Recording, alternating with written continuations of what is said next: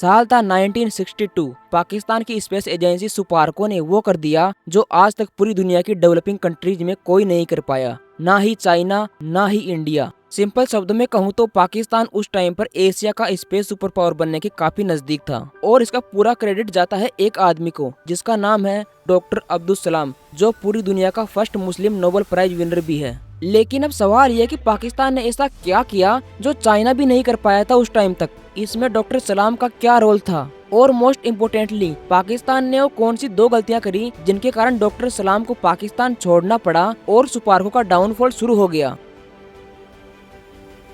7 जून 1962 को सुपार्को ने रहबर 1 नाम की साउंडिंग रॉकेट को लॉन्च किया और पता है ये रॉकेट कितनी ऊपर गई?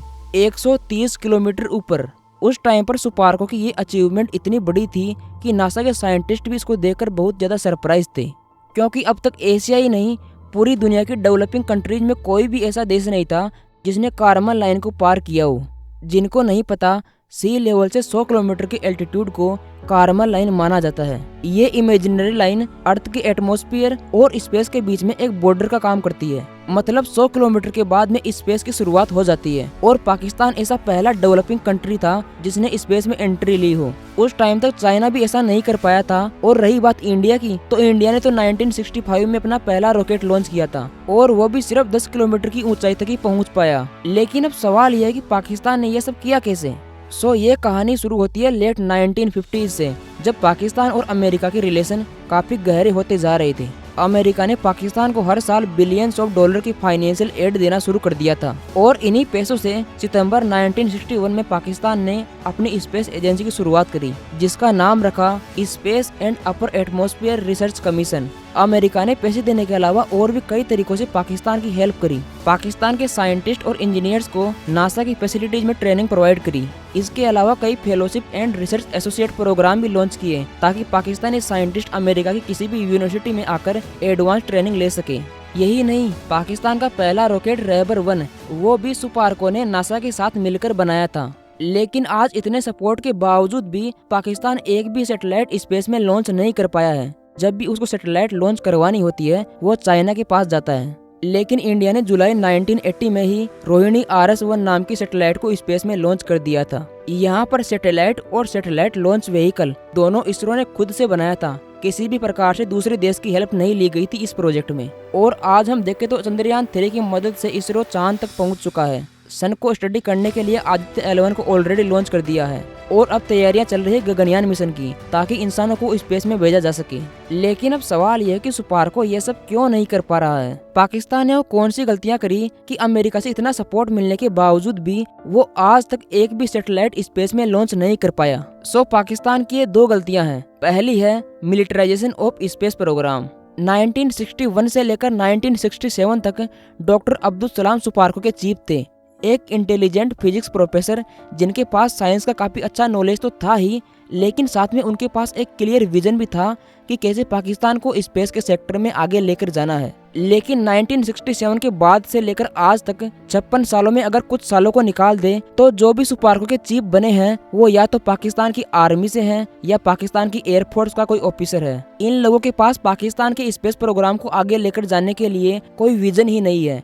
सुपार्को का ये मिलिटराइजेशन शुरू हुआ था 1971 में, जब जुल्फिकार अली भुट्टो पाकिस्तान के प्रेसिडेंट बनते हैं। प्रेसिडेंट बनते ही जुल्फिकार ने जो भी साइंटिस्ट सुपार्को में काम कर रहे थे उनको forcefully Pakistani atomic energy commission यानी PAEC में भेज दिया ताकि वो वहाँ पर जाकर एटॉमिक बम बना सके। इसके बाद पाकिस्तानी सरकार ने सुपार्को को फंडिंग देना भी बिल्कुल कम कर दिया। लेकिन अगर वहीं पर हम इंडिया को देखें तो इंडिया ने अपने एटम बम प्रोजेक्ट को स्पेस प्रोग्राम से दूर रखा। जहां एक तरफ पाकिस्तान, फ्रांस, चाइना और अमेरिका से साउंडिंग रॉकेट उधार लेकर बार बार उनको लॉन्च करने में लगा हुआ था, वहीं पर दूसरी तरफ इंडिया ने खुद से cost effective space technology develop करने में काम शुरू कर दिया था। और उसी टेक्नोलॉजी का नतीजा है कि आज इसरो इतना कम बजट होने के बावजूद भी आदित्य L1, चंद्रयान 3 और गगनयान जैसे मिशन लॉन्च कर रही है। अगस्त 2023 में जब नासा के साइंटिस्ट इंडिया आए तो उन्होंने इसरो को ऑफर दिया कि वो अपनी कॉस्ट इफेक्टिव टेक्नोलॉजी नासा को बेच दे।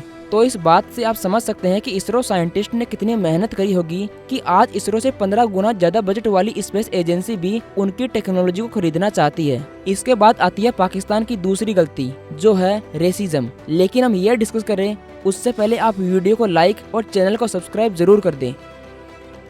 डॉक्टर सलाम को फिजिक्स में नोबेल पुरस्कार मिलता है। ऐसा पहली बार होता है जब किसी मुसलमान को नोबेल पुरस्कार मिला हो पूरी दुनिया में। तो इस बात से तो पूरे पाकिस्तानी को खुश होना चाहिए, क्योंकि वहाँ के साइंटिस्ट को नोबेल पुरस्कार मिला है। लेकिन ऐसा नहीं था। सारे पाकिस्तानी इससे बहुत नाराज थे, क्योंकि डॉक्टर सलाम एक अहमदी थे। दरअसल हुआ ये कि 1974 में जुल्फिकार अली भुट्टो की सरकार ने पार्लियामेंट में एक बिल पास करवाया कि अहमदी लोग मुसलमान नहीं है, और इस बात से नाराज होकर डॉक्टर सलाम ने पाकिस्तान को छोड़ दिया और वे लंदन चले गए, क्योंकि वे खुद भी एक अहमदी थे। लंदन में रहकर ही उन्होंने अपनी रिसर्च कंप्लीट करी, और जैसे ही उनको नोबेल पुरस्कार मिला, इस्लामाबाद की क़वात-ए-आज़म यूनिवर्सिटी ने उनको इन्विटेशन भेजा कि वो पाकिस्तान आए और युवाओं को मोटिवेट करे। लेकिन जैसे ही डॉक्टर सलाम इस्लामाबाद पहुंचते हैं, यूनिवर्सिटी के बाहर दंगे शुरू हो जाते हैं, और दंगे से लेवल तक बढ़ जाते हैं कि डॉक्टर सलाम की टांगे तोड़ देने तक की धमकियां आने लगती है। दंगों को बढ़ता देख प्रोग्राम कैंसिल करना पड़ा और डॉक्टर सलाम को बिना स्पीच के लंदन भेज दिया गया। लेकिन डॉक्टर सलाम के साथ ये रेसिज्म यहीं पर खत्म नहीं हुआ। जब 1996 में उनकी डेथ हुई तो उनको पाकिस्तान के राहबा सिटी में लाकर वहाँ पर दफनाया गया, और उनकी कब्र पर लिखा जाता है फर्स्ट मुस्लिम नोबेल लॉरेट।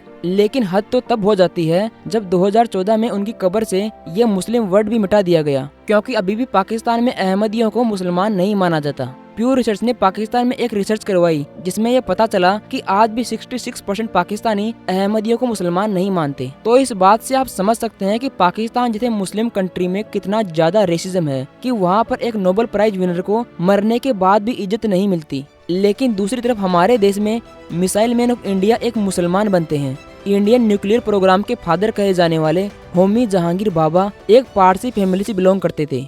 ऐसा इसलिए हो पाता है क्योंकि हमारे देश में हमेशा इंसान की एजुकेशन और उसके ज्ञान को प्रायोरिटी दी जाती है, ना कि उसके जाति धर्म को। यही कारण है कि इसरो आज सुपारकों से इतना आगे खड़ी है।